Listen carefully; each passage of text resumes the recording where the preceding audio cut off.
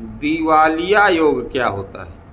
तो समझ रहे हैं कि दिवालिया योग अच्छा नहीं माना जाता है। तो ये कब बनता है दिवालिया योग? यदि अष्टमेश चतुर्थ भाव में, पंचम भाव में, नवम भाव में अथवा दसम भाव में स्थित हो और लग्नेश जो है, लग्न का जो स्वामी है वह निर्बल हो, तो जातक दिवालिया होता है। ऐसा व्यक्ति जीवन में एकाध न एकाध बार दिवालिया हो जाता है, दिवालियेपन का सामना उसको करना पड़ता है। और योग कारक ग्रह के ऊपर राहु एवं रवि की दृष्टि पड़ने से योग अधूरा हो जाता है। अगर कोई योग कारक ग्रह है लेकिन उसके ऊपर राहु एवं रवि की दृष्टि पड़ जाए तो योग जो है वो अधूरा रह जाता है।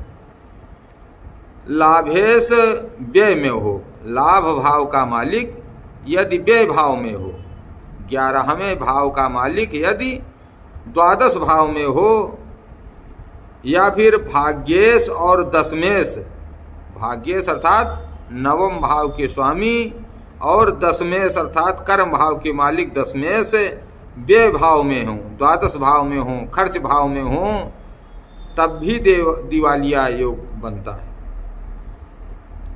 यदि पंचम में शनि, यदि पंचम में शनि हो, भले वो उच्च का ही क्यों न हो, यदि पंचम भाव में शनि उच्च का हो, तुला राशि में हो, तो भी यह योग बनता है। द्वितीय से नौवें अर्थात भाग्य भाव में, कर्म भाव में या फिर लाभ भाव में, 9, 10, 11 इन भाव में हो तो भी दिवालिया योग होता है। परंतु द्वितीय से गुरु के दशम और मंगल के एकादश भाव में रहने से यह योग खंडित हो जाता है। लग्नेश वक्री होकर, यदि लग्नेश वक्री होकर 6, 8, 12वें भाव में स्थित हो तो भी जातक दिवालिया होता है। यदि ऐसा योग दिवालिया योग आपकी कुंडली में बन रहा है तो आपको निश्चित रूप से किसी विद्वान ज्योतिषी से संपर्क करना चाहिए और इसका उपचार अवश्य करा लेना चाहिए, इसकी शांति करवा लेनी चाहिए। तो अगर समस्या है तो उसका समाधान भी है, तो समाधान भी मिलेगा। भगवान का नाम लीजिए, सब काम अच्छा हो जाएगा।